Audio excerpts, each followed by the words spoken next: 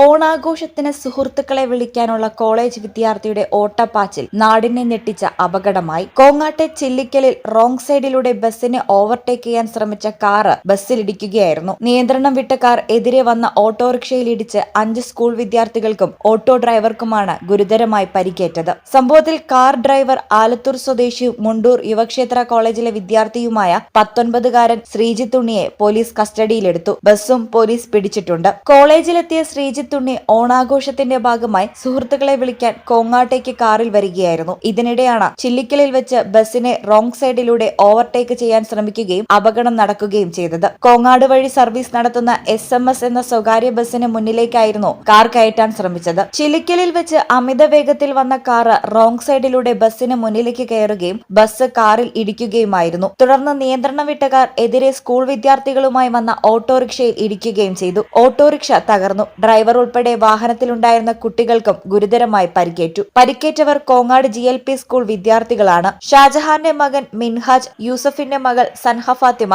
അബ്ദുള്ളയുടെ മകൻ ഹിസ്ബുള്ള എന്നിവർക്ക് ഗുരുതര പരിക്കാണുള്ളത്. നിലവിൽ ഇവർക്ക് 3 ഓപ്പറേഷനുകൾ വേണ്ടിവന്നു. ഷാജഹാന്റെ മകൾ സന ഫാത്തിമ, യൂസഫിന്റെ മകൾ ഉസ്ന എന്നിവർക്കും ഓട്ടോ ഡ്രൈവർ ഹുസൈനാറിന്റെ മകൻ സുഹൈലിനും പരിക്കേറ്റിട്ടുണ്ട്. ഓട്ടോ ഡ്രൈവറുടെ തുടയിലിനാണ് പൊട്ടൽ. നിലവിൽ ഇവർ ICUവിലാണ്.